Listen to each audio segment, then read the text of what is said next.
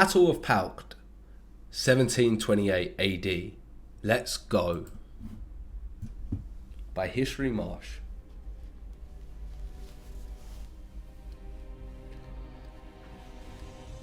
Let's get this mop in the hood.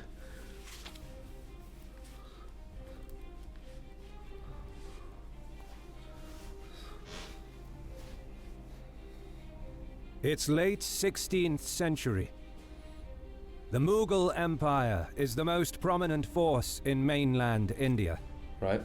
The Mughals were an Islamic dynasty that succeeded the Delhi Sultanate, established some 350 years earlier, when Muhammad of Ghor defeated the northern Indian kingdoms, cementing the Islamic presence in the Indian subcontinent. That he did. While the Mughals were masters of most of northern India, remnant sultanates still ruled over most central areas of the subcontinent, most notably the Deccan region. Despite being Islamic, these dynasties were mutually antagonistic towards each other. As the Mughals consolidated their power in the north and slowly advanced into the Deccan region, local Hindus from the western hilly plateau tried to use the internal divisions between Islamic elements in order to assert themselves. Interesting. They were the Marathas. Okay. Up until the mid-17th century, the Marathas lacked a centralized form of government, and thus served under various powers that rose in the region, usually as feudatories. But this changed when a charismatic leader named Shivaji was able for the first time to establish the Maratha kingdom. By the time of his death in 1680, the Marathas were a significant force in central India, and were frequently able to assume the role of mediator between the disputing sultanates of the area. Okay, interesting. In order to deal with this problem, the Mughals launched a series of devastating and costly campaigns against the elusive and fast-moving Maratha armies. But even after almost 30 years of war that claimed the lives of hundreds of thousands of men and caused severe attrition to the Mughal Empire, the Marathas could not be subjugated. However, the Marathas were not completely united, with various factions competing internally, and the Mughals exploited this disunity. What a shame. While they were retreating back to the north after decades of unsuccessful campaigning in the Maratha heartland, Mughal courtiers released a Maratha prince named Shahu, who had been their prisoner since he was a child, in the hope that this would spark a civil war amongst the competing Maratha factions. Did it? The plan worked, and the Marathas were soon plunged into a civil war, from which Shahu emerged victorious in 1708, consolidating his power base around Satara. But the defeated faction headed by Sambhaji II was not destroyed. They retreated back to Kolhapur, which became their stronghold. While this conflict was raging amongst the Marathas, the Mughals had their own problems to deal with. The state of affairs within the Mughal Empire... It was lucky then, because obviously they've delayed... Obviously they've made a delaying action down in the south to deal with whatever it is that's going on in central. The death of their last emperor in 1707 was chaotic. The prolonged and unfruitful campaigns against the Marathas created a volatile political situation within the empire, which was now in a downward spiral. Numerous subjugated peoples rebelled against the central authority, while the exhausted army and depleted treasury were further strained due to internal Mughal factionalism, fratricidal bouts, and a continuous cycle of succession wars and conflicts. Back to bite them in the arse now. During these internal conflicts between powerful Mughal nobles, the Marathas occasionally intervened in favor of one faction against another, even providing occasional military assistance. It was due to their role as mediators that the Marathas were eventually granted the right to collect taxes in the entire Deccan region. From this chaotic civil strife rose a man that went by the name of Nizam-ul-Mulk, who would become the most powerful Mughal of the Deccan region. And what's he gonna do? Nizam hailed from the top echelons of Mughal aristocracy, and his family played a prominent role in imperial politics for generations. During the period of civil wars between numerous pretenders for the Mughal throne after 1707, he had enough foresight to remain neutral, biding his time while conserving his forces, waiting for the proper moment to make his move. Nice. His moment came when he was called upon to intervene during one of the many feuds within the Mughal court. Nizam was made Grand Vizier of the Mughal Empire in 1721, but, alarmed with his growing power, Emperor Muhammad Shah transferred him from the court at Delhi to Awadh in 1723. Nizam rebelled against the order, resigned his position as Grand Vizier, and marched towards the Deccan. However, while en route, he was stripped of his governorship of the Deccan and declared a rebel. I was about to say, surely that's going to have some repercussions, so now he's a rebel. The emperor sent an army against him under the command of Mubariz Khan. What's going to happen here? Nizam was now Does he take the power himself? Eve to me is basically freedom. It's a giant Gotta give those YouTubers money, you know? You can do straits. With the Marathas at his back and the Mughal emperor turned hostile, he had little choice. In an unexpected move, he requested the aid of the Marathas on the assurance that their demands for collecting taxes over the entire Deccan region would be granted. Here enters the story another prominent character who would come to play a key role during the upcoming tumultuous events. Ooh. His name was Baji Rao, and he was the son and Peshwa of the Maratha king Shahu. Baji Rao assisted Nizam against the incursions of the Mughal emperor, thereby enabling Nizam to defeat Mubariz Khan at the Battle of Sakarkida in 1724. Shit, so much is happening in this episode. After this defeat, the emperor was out of options, and he was forced to accept Nizam's dominance over the Deccan region. Nizam always nurtured ambitions of carving out an independent sphere of influence for himself in the Deccan, having correctly anticipated the coming decline of the Mughal Empire. And after this victory, these ambitions seemed to materialize.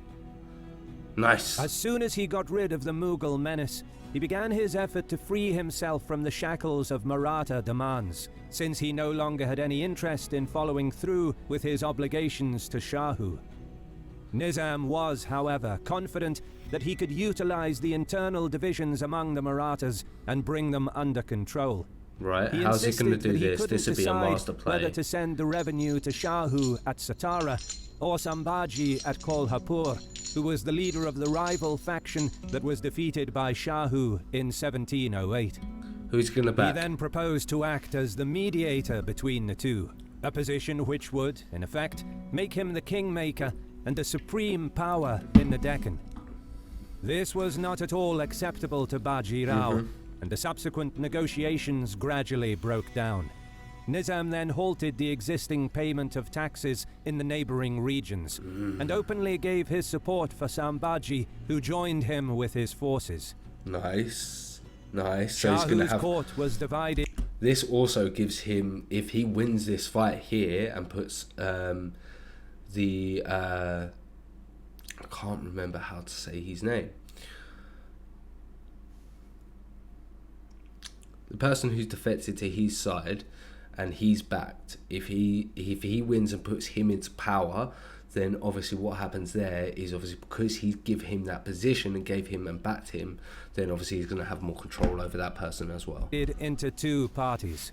The conservative faction wanted to consolidate their hold on the Deccan and rebuild the Maratha country. The more aggressive faction led by Baji Rao saw the Mughals as rich, decadent and weak, and the time was ripe for the expansion of Maratha power into northern India. Interesting. In a heated court debate, Baji Rao sealed the argument with a vigorous speech that won Shahu over. "Let us transcend the barren Deccan and conquer central India. The Mughals have become weak, indolent womanizers and opium addicts. Strike at the trunk, and the branches will fall off themselves. Listen but to my counsel, and I shall plant the saffron flag on the walls of Attock." And obviously we know that this convinces them to go and do that and changes the idea. But what do you think would have happened if they didn't do that? That's the question. The stage was set for the campaign that would lead to Palkhed. And here we go.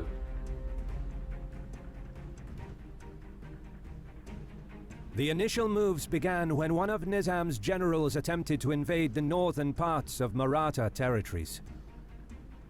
He was eventually repulsed by the fast-moving and almost exclusively mounted Maratha army, and was forced to return back to his base at Aurangabad, while fighting many skirmishes during his retreat. Meanwhile, Baji Rao was hurrying from the south, with many Maratha contingents joining him along the way.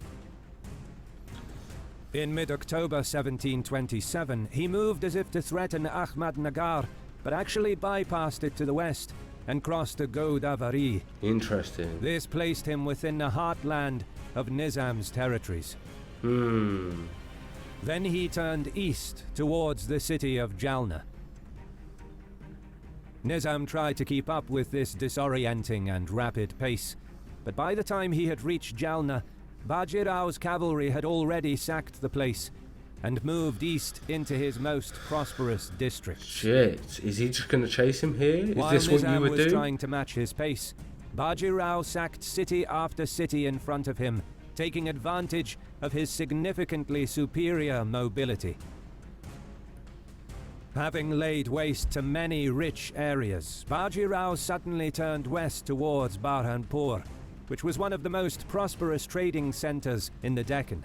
Nizam detected this move and tried to check his advance, intending to fight a pitched battle. But However, Baji Rao's move toward Burhanpur was a diversion. His army moved past and ravaged through Khandesh towards Bharuch, and eventually reached Gujarat. His intention seemed to be threefold: fight the war on enemy territory, exhaust the enemy army with superior mobility and scorched earth tactics, seems like he's doing and very lure well. Nizam into a place where he could be separated from his heavy guns, which were the trump card of his army. A river crossing seemed to be the ideal place to achieve this, and thus Baji Rao crossed many rivers, hoping to draw Nizam into an ideal location. Nizam initially followed, but his slow-moving army with its heavy guns was unable to keep up, being steadily exhausted by the constant chasing of the Marathas over devastated territories, already stripped bare of supplies. Seeing that he was incapable of dealing with this lighting warfare, Nizam changed his strategy. Instead of following Baji Rao's movements, he made a U-turn and marched on the Maratha heartland. On his way south, Nizam was able to capture numerous cities. The Shahu and the Maratha treasury was safe behind the walls of the Puranda fort. Nizam made no effort to besiege Maratha forts. Instead, he crowned Sambhaji as the Maratha king, and then started pillaging the areas in the immediate vicinity, intending to lure Baji Rao into a pitched battle where he could put to good use his devastating heavy artillery. Baji Rao didn't take the bait. So what's he gonna do? Instead of heading towards Nizam's location, he headed towards Aurangabad, which was the greatest city of the Mughal Deccan, thus turning the tables and using Nizam's own strategy against him. The Mughal general now had to force march his army northwards in order to save Aurangabad from imminent destruction, leaving many of his heaviest guns behind in his haste to reach his objective. Does he really think they would be able to besiege that city? But in order to do this, he would have to cross the Godavari River That seems a bit specific outrageous point to me. near the town of Palkhed. This was the opportunity Baji Rao was waiting for. Okay. River crossing. And two sides. Interesting. Let's go. He's baited him into the tactic he wanted. Nizam's army began to cross the river Godavari, but due to the limitations of contemporary engineering and an extensive baggage train, this process was a long, drawn affair that took multiple days. An advance force was sent forward to scout the area, and select a campsite. The nearby town of Palkhed was ideal because the army could be supplied easily. But Slowly but steadily, the main body of the Mughal army began crossing the river, while the heavy guns were at the rear guard. Nizam's vanguard moved in order to set up a camp around Palkhed, unaware that Baji Rao's forces were already positioned nearby. In fact, Baji Rao's fast-moving army was already positioned around the area of Palkhed, correctly anticipating that Nizam would cross with his army there. Thus, the entire Maratha army had surrounded the city in a horseshoe formation, while the Mughals, oblivious to the perilous situation that they were putting themselves in, continued to cross the river. Suddenly, Maratha skirmishers advanced and began harassing Nizam's vanguard. Be patient and you can get it off. The Mughals attempted to counterattack, but after a brief engagement, the skirmishers broke off and retreated back to their main formation. This was the wake-up call that Nizam needed. He realized that he had marched his army straight into a Maratha trap. What's more, his heavy guns, which were the most cumbersome and difficult part of his army to bring across the river, still stood on the opposite bank, together with the rear guard. So what's he gonna do? Once again, Nizam's vanguard charged against the light Maratha cavalry in a desperate attempt to secure a nearby stream that was the only source of drinking water in their immediate area. But this move towards the open plain rendered the heavy and slow-moving Mughals vulnerable to attacks from all sides by the swift Maratha cavalry. After another brief skirmish, the vanguard was forced to retreat back to the main body of the army. At that point of the engagement, while Nizam's army was still getting to grips with their dire situation, a strong contingent of Marathas moved and completely cut off Nizam's main army from his rear guard and heavy guns. With a simple maneuver, Baji Rao had successfully separated Nizam from his greatest battlefield asset and trapped him in a place with rapidly dwindling supplies and drinking water. Shit. Surrounded on all sides and without any chance of escaping, Nizam recognized the futility of his position and was forced to open negotiations with the Maratha commander. Okay. Shit. His plan failed. Losses for both sides were few, but in a masterpiece of strategic mobility, Baji Rao was able to nullify the army of the most powerful Mughal warlord of the Deccan, while avoiding massive casualties. In the aftermath of the Battle of Palkhed, Nizam-ul-Mulk was forced to agree to every single term set by the Marathas. He had to abandon the cause of Sambhaji and, above all, accept the Maratha right to collect taxes in all of his territories in the Deccan region. Even though Nizam tried again to subdue the unruly Marathas, he again failed miserably at the Battle of Bhopal in 1737, where Baji Rao once again defeated Nizam in pretty much the same way.